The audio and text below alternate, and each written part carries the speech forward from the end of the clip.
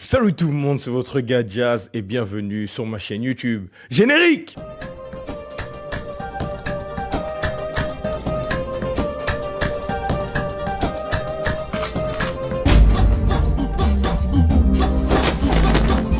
Quand j'étais petit, je regardais les dessins animés comme nous tous. D'un côté, il y avait Kangoo Junior. Il y avait Totally Spies. Il y avait X-Men Evolution. Mais un jour, j'étais devant ma télé. Et là, je me suis prise une claque. Et la claque que je me suis prise, c'est en regardant le dessin animé qu'on appelle... Et le truc, c'est que je me suis dit, pourquoi pas faire une vidéo sur le dessin animé? Parce que quand j'en parle aux gens, ils connaissent pas, ils ne savent pas c'est quoi, alors que c'est l'un des dessins animés les plus importants de ces 20 dernières années. Et justement, en faisant cette vidéo-là, je vais t'expliquer pourquoi. Pour ça, tu vas capter, parce que quand je vais voir des gens, je leur dis, mais est-ce que tu connais Static Shock? Non, c'est quoi Static Shock? Vous inquiétez pas, je suis là. Je vais vous parler de ce banger. Alors, c'est parti pour les origines de Static Shock.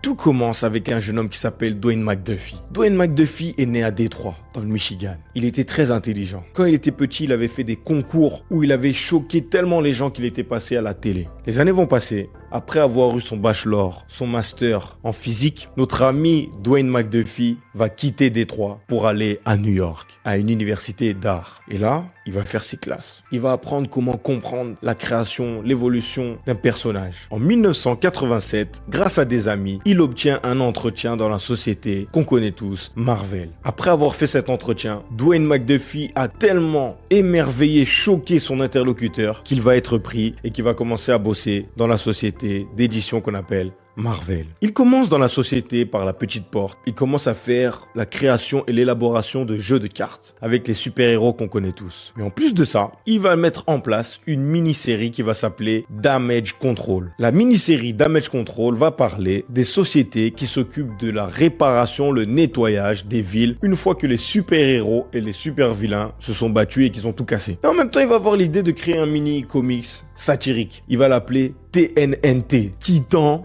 Negro Ninja Thrasher. Ça veut dire c'est une espèce de satire de Tortue Ninja qu'on connaît tous. Et malheureusement, les responsables au niveau de Marvel, ils vont pas trop accepter ça. Ils vont pas être très enchantés à l'idée. Et donc, au début des années 90, notre ami Dwayne McDuffie va faire la rencontre d'autres personnes, d'autres scénaristes noirs, tout comme lui. Et eux tous, ils ont le même fardeau. Ils ont le même questionnement. Ils ont la même réflexion. Ils se disent, les amis, on est là, on écrit des choses, on fait des scénarios, on dessine, mais pourquoi pas créer notre propre société où on va mettre en avant des super-héros noirs, mais aussi des super-héros issus des minorités. Après avoir discuté autour d'un McDo, les 4 amis ont décidé de mettre en place leur propre société d'édition de comics. Et cette société va s'appeler Milestone Media. Et elle va naître en 1993. Et les fondateurs de cette société d'édition sont Derek Jingle, Dennis Conan, Michael Davis, sans oublier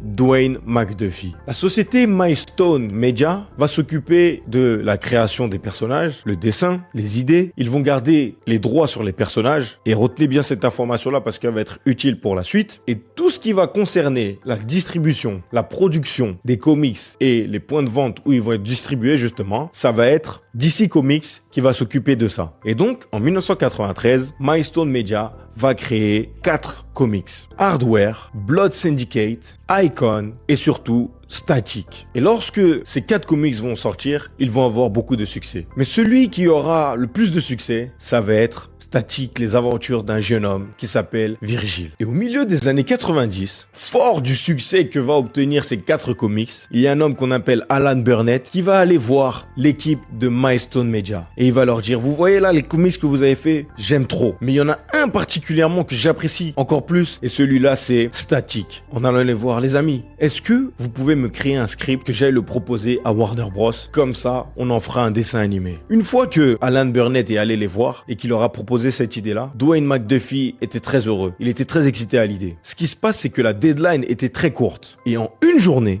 Dwayne McDuffie va écrire le script du dessin animé qu'on appelle Static Shock. Il va le donner à Alan Burnett, qui va aller le proposer à Warner Bros. Warner Bros va directement kiffer cette idée-là de créer ce dessin animé qu'on appelle Static Shock. En 1997, Warner Bros commence la production du dessin animé qu'on appelle Static Shock. Et en 2000, le dessin animé va finalement sortir. Et moi, je me rappelle, ce dessin animé-là, il passait sur France 3. C'était un dessin animé qu'on regardait les samedis matins ou les dimanches matins. Static Shock, ça suit les aventures d'un jeune homme de 14 ans qu'on appelle Virgin Hawkins. Et Virgin Hawkins, ce n'est pas un nom qu'ils lui ont donné au hasard, les créateurs du dessin animé et du comics, étant donné que Virgin Hawkins, c'était le nom d'un étudiant qui a été refusé à la fac de droit en Floride durant la période de ségrégation raciale. En donnant ce nom-là, l'équipe de Dwayne McDuffie montre que ils ont un côté représentation, un côté clin d'œil au personnage de Static Shock. Dès le premier épisode, tu rentres directement dans le délire. On suit les aventures de Virgil Hawkins, son père qui s'appelle Robert Hawkins, sa sœur qui s'appelle Sharon Hawkins, son meilleur ami qui s'appelle Richie Foley, et notre ami Virgil est au collège. Notre ami est un ado qui est un peu geek, un peu comique, mais surtout qui est amoureux d'une fille qu'on appelle Frida. Et donc, il va aller la draguer. Pendant qu'il va draguer l'amie qu'on appelle Frida, il se retrouve face à quelqu'un qui va le bully. Et ce personnage-là s'appelle Francis. Et Francis est aussi intéressé par Frida. Lorsqu'il va essayer de la draguer, vu que Virgil va être en train de lui parler, ça va pas lui plaire. Ils vont rentrer en embrouille, mais Francis est plus costaud que Virgil. Donc, il va commencer à le frapper. Sauf qu'au moment où il commence à le frapper, il y a un chef de gang qui s'appelle Wade. Et au moment où Wade va voir ça, il va défendre Virgil. Plus tard dans le même épisode, Virgil quitte le collège. Et là, course-poursuite avec Francis, il se retrouve en plein milieu d'une rue qui est sans issue. Et donc, Francis et ses amis vont le mêler. Ils vont le bastonner.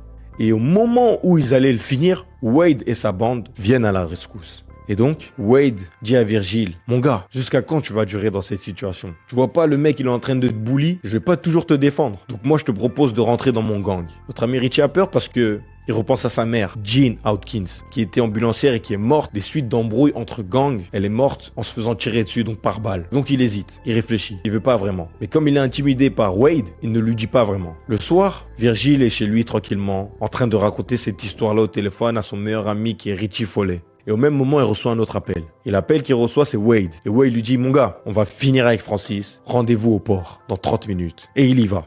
Lorsqu'il va au port, il voit Wade et sa bande et il voit Francis avec sa bande. Et à partir de là, une bagarre éclate. Et la bagarre va faire tellement de boucan que la police va venir en hélicoptère. Sauf qu'au même endroit, il y a des bidons remplis de produits chimiques. Et la police, pour séparer les deux gangs qui sont en train de se battre, ils vont tirer. Sauf qu'ils vont tirer sur les bidons remplis de produits chimiques. Et après ça, comme ils ont tiré sur les bidons remplis de produits chimiques, il va y avoir des gaz qui vont s'échapper, un gaz violet qui va s'échapper. Et le truc, c'est que notre ami Virgil, ainsi que toutes les personnes présentes, vont respirer ce produit chimique. Sauf que la réaction suite à la respiration de ce produit chimique va donner des super pouvoirs à toutes les personnes présentes. Et le pouvoir que notre ami Virgil Hawkins va avoir, ça va être de contrôler l'électricité. Donc le lendemain matin, il va essayer de se raser avec le rasoir de son père, mais le rasoir va s'activer alors qu'il n'est même pas branché. Et c'est comme ça qu'il va y avoir la naissance du personnage qu'on appelle Static Shock. Et moi, j'aime beaucoup Static Shock parce que c'est un dessin animé qui traite de vrais sujets. Dans Static Shock, on parle du décès, on parle du fait de perdre un être proche. Là, dans le dessin animé, c'est Virgil qui a perdu sa mère. On parle aussi du fait de renouer une nouvelle relation une fois que tu as perdu un être cher. Parce qu'il y a un épisode où on voit son père, Robert Atkins, qui essaye d'avoir une nouvelle copine. Et avec cette nouvelle copine-là, vu que Virgil et sa sœur Sharon, ils sont un peu jaloux, ça se passe pas vraiment bien. On parle aussi des fusillades, parce qu'il y a un épisode où le meilleur ami de Virgil, Richie, se fait tirer dessus. Donc il y a une fusillade dans les collèges, un sujet qui est vraiment très important et très actuel aux États-Unis, surtout aux États-Unis, un pays où les gens pour un oui ou pour un non ils te tirent dessus. Dans Static Shock, on parle aussi d'un sujet qui est très important, qui est le racisme, parce que le meilleur ami de Virgil, Richie, est blanc. Et pour ceux qui savent, Virgil est noir. Sauf que Virgil est jamais allé chez Richie. Et un jour, il dit, vas-y, viens, on va chez toi, on va aller manger et tout. Et quand il y va, Virgil tombe sur le père de Richie, qui est un raciste. Il est pas content que son fils traîne avec un noir. Et il le fait comprendre, il lui fait savoir, il lui dit, hey. Je comprends maintenant l'attitude de Richie. Son ami a une mauvaise influence sur lui, comme tous ceux de sa race. Je t'en prie, moins fort. Non seulement je dois les supporter toute la journée, mais en plus il y en a un chez moi. Et c'est la première fois de ma vie que je voyais un dessin animé qui parlait de ce sujet-là. Ça fait partie des raisons pour lesquelles moi j'aime Static Shock. On parle des choses réelles, on parle de la réalité. Pas un dessin animé qui va se passer dans une ville que tu connais pas. Là, Static Shock, ça se passe à Dakota City. Donc, tu arrives à situer l'endroit, tu arrives à voir que c'est pas une ville inventée, c'est pas un univers inventé, non. Là, on est dans la réalité. Ce que j'aime bien aussi avec Static Shock, c'est que dedans, on parle de rap. Parce qu'il y a un personnage qui s'appelle Adam, qui est rappeur, et on parle de la relation que les artistes ont avec les labels, les maisons de disques. C'est la première fois que je vois dans un dessin animé, on parle de ce sujet-là. Ce que j'aime bien aussi, c'est que on parle d'autres sujets qui sont importants. On parle de la dyslexie. Parce que notre ami Adam, qui est Rubber Brand Man, il a des pouvoirs, c'est un homme élastique, et ben il est rappeur, sauf qu'il a des problèmes pour lire, vu qu'il est dyslexique. Et il y a un épisode où on parle de ça. On parle du fait qu'il n'arrive pas à lire. On parle du fait que comme il est dyslexique, et ben les lettres elles se déplacent et donc il a des problèmes par rapport à ça. Et il y a un épisode où on nous explique que être dyslexique, c'est pas être bête, c'est juste qu'il te faut plus de temps pour lire. Il te faut une autre compréhension, un autre système pour lire par rapport aux autres. Et donc c'est ça que j'aime bien dans Static Shock. Il y a une morale. On te parle de vraies choses. Ce que j'aime bien aussi dans Static Shock, au-delà du fait que c'est la première fois qu'on voit un dessin animé avec un personnage noir, en tout cas pour moi, c'est aussi la première fois que je vois un dessin animé où il y a un super-héros africain. Il y a un épisode où Static Shock, il va au Ghana. Et arrivé au Ghana, il tombe sur un super-héros ghanéen qui s'appelle Anansi. Et d'ailleurs, c'est aussi la première fois que je regarde un dessin animé où on parle une langue africaine. Dedans, à un moment donné, parle en tui, en tissin, et comme des me pekotomle jollof rice. C'est la première fois que je vois un dessin animé où on parle une langue africaine, donc ça m'a choqué. Et c'est aussi la première fois où je vois un dessin animé avec des super-héros où ça se passe en Afrique. Et quand je dis en Afrique, c'est vraiment en Afrique. C'est pas genre une ville africaine inventée ou un pays africain inventé, le Wakanda, non. Là, dans Static Shock, ils disent, là on va au Ghana, on va en Afrique. Et effectivement, tu les vois au Ghana, tu les vois en Afrique. On voit les Ghanéens, ils montrent les endroits, ils parlent en tui, etc. Et ça, c'est la première fois que je voyais ça. Ça veut dire qu'en termes de représentation, même pour moi, en tant qu'Africain d'origine, eh ben regardez Static Shock, ça m'a fait quelque chose. J'ai vu, ah, bah là on est représenté. Autre chose que j'aime beaucoup dans Static Shock, c'est l'apparition, le caméo d'autres personnages. Il y a un épisode par exemple où il y a Batman et Robin qui apparaissent. Il y a un autre épisode où il y a Batman Beyond, donc Batman du futur qui apparaît. Il y a un autre épisode où il y a la Ligue des Justiciers qui apparaît. Il y a même 2 épisodes où il y a la Ligue des Justiciers qui apparaît. Il y a un autre épisode où il y a Joker. Il y a un autre épisode où il y a Brainiac. Il y a un autre épisode même où il y a Green Lantern. Donc tout ça là, les apparitions d'autres dessins animés, les crossovers, moi c'est tout ce que j'aime. Et dans Static Shock, il y en a plusieurs. Et c'est ça que j'ai aussi aimé dans ce dessin animé là. Il y a même un épisode où il y a Yao Ming, Shaquille O'Neal. Franchement, dans Static Shock, c'était un sacré dessin animé. Et il y a même un autre épisode où il y a Lil Romeo. Parce qu'à partir de la saison 3, Lil Romeo, donc le rappeur, bah, c'est lui qui va chanter le générique de Static Shock. Et donc, bah, il y a un épisode où il apparaît. Et franchement, je trouve que c'est lourd. Si moi j'avais fait un dessin animé, j'aurais bien voulu qu'il y ait un rappeur, par exemple, qui chante le générique. Et c'est pas un rappeur qui chante le générique, un truc gênant ou non. Qui chante le générique, mais en mode stylé. Et là, justement, dans Static Shock, bah, tu peux regarder. Et c'est en mode stylé. Rien à dire. Maintenant, on va parler de l'impact culturel de Static Shock. Static Shock, comme je l'ai dit, c'est l'un des premiers dessins animés où on voit un super-héros noir. Ça veut dire qu'en termes de représentation, eh ben, c'est quelque chose de très fort. Que ça soit pour les Afro-Américains qui ont regardé le dessin animé, mais que ça soit aussi nous, les Afro-descendants, qui sommes en Europe, en France. Ça faisait quelque chose. C'était la première fois pour moi, personnellement, que je voyais un dessin animé où le super-héros, c'est un noir. Et il est cool. Pas les dessins animés comme dans Dragon Ball Z, où les personnages, ils ont les lèvres toutes roses et le personnage, il est tout noir. Non. Là, tu regardes Virgil Hawkins, il ressemble vraiment à un Renoir. Il est stylé, il est frais, il dit des blagues, il drague des meufs, il n'y a pas de problème. Il a inspiré toute une génération d'Afro-Américains parce que c'était la première fois qu'ils voyaient un personnage noir qui était un super-héros. Mais je suis sûr que ça a aussi inspiré d'autres créateurs, d'autres scénaristes à faire des personnages noirs. Ça a aussi encouragé d'autres personnes noires à devenir scénaristes, à devenir dessinateurs, afin de se représenter justement dans tout ce qui concerne les comics. Et je suis sûr que Static Shock a couru pour que Miles Morales puisse marcher. Static Shock a couru pour que Black Panther, le film, puisse marcher. Ça a permis aussi à l'un des pères de Static Shock, l'homme qu'on appelle Dwayne McDuffie, de s'étendre en tant que scénariste. Parce que Dwayne McDuffie, il faut comprendre que ce mec-là, c'était un génie. C'est un GOAT. Il a écrit La Ligue des Justiciers, certains épisodes. Il a écrit certains épisodes de Teen Titan. Il a écrit certains épisodes de Alien Force, le meilleur Ben 10. Pas le premier, pas les autres où les Ben 10 sont bizarres. Non, Ben 10 Alien Force, c'est lui qui les a écrits. Et il a aussi écrit plusieurs autres films d'ici qu'on a déjà regardés. Et ce qui est bien, c'est que l'héritage que Static Shock a, c'est que c'est une série où il y avait de l'action, il y avait de l'humour et il y avait surtout de l'authenticité. Et c'est ça qui fait à les forces du dessin animé qu'on appelle Static Shock. Et ce qui est bien aussi, c'est que dans Static Shock, il y avait des messages sociaux. On parle de la fusillade, on parle du fait d'être noir. On parle par rapport au fait qu'il y ait des gangs. On parle du fait qu'il y ait de la violence. On parle du fait qu'il y ait de la pauvreté. Il y a un épisode où il y a une jeune fille avec son frère, les deux ils sont pauvres et ils galèrent. On parle de choses qui sont réelles. Alors que dans d'autres dessins animés de super-héros, ils vont pas forcément aborder ces sujets-là. Et ce qui est bien, c'est que pour Dwayne McDuffie ainsi que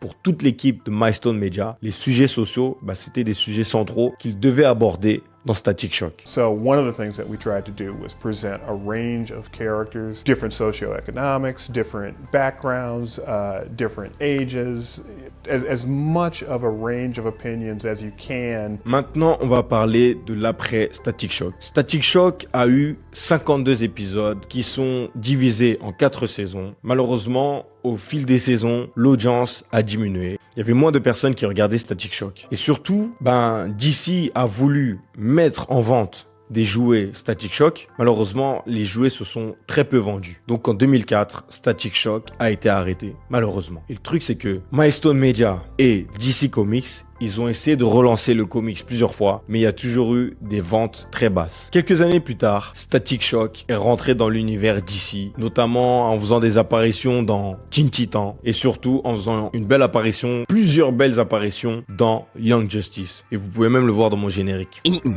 by lightning. Still.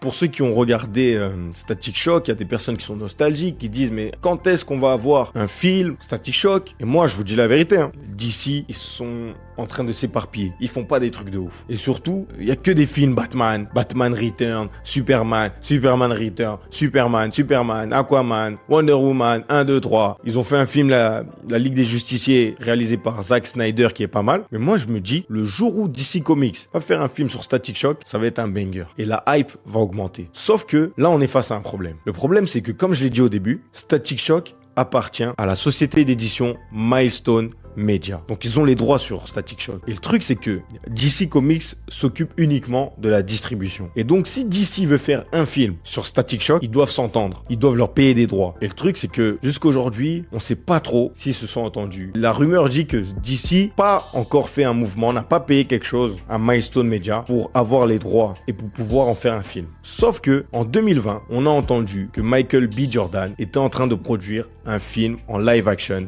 de Static Shock. En 2025, on attend encore. On commence à s'impatienter, Michael. On attend. Là, tu nous fais des films en tant qu'acteur, Sinners, etc., Creed, ok. Mais maintenant, produis-nous le film en live action de Static Shock. Alors là, j'étais en train de faire ma vidéo et comme par hasard, il y a un article qui est sorti qui dit que James Gunn, le co-PDG de DC Comics, va faire en sorte d'avoir un deal avec Milestone Media pour intégrer Static Shock dans l'univers DC. Donc, on va voir ce qui va se passer. On espère que ça va bien se passer et qu'il va bien intégrer Static Shock et qu'on va pouvoir avoir soit un film d'animation, soit une série animée genre Static Shock Nouvelle Génération pour notre plus grand plaisir. Et d'ailleurs, Warner Bros, je sais pas qui va produire ce film. Si vous cherchez un personnage qui veut faire Static Shock, je suis là. En plus, je parle anglais. I speak English very fluently, so there's no problem to be the Static Shock. Je vais me raser, je vais raser ma barbe, comme ça je vais paraître encore plus jeune. Voilà. En conclusion, Static Shock, c'est pas juste une série animée. C'est une série pionnière. C'est une série qui a repoussé les limites. Les limites de l'exposition d'un personnage noir. Les limites pour montrer aux scénaristes, aux dessinateurs noirs qui pouvaient le faire. Et surtout, une série qui parle de vraies choses, de la réalité. Et malheureusement, en 2011, Dwayne McDuffie va décéder un jour après son 49e anniversaire. Repose en paix, le GOAT. Parce que sans toi, il n'y aurait pas eu Static Shock. Et il n'y aurait pas eu beaucoup d'autres choses. Je sais que tu as inspiré beaucoup de créateurs noirs. Alors merci pour tout, le GOAT.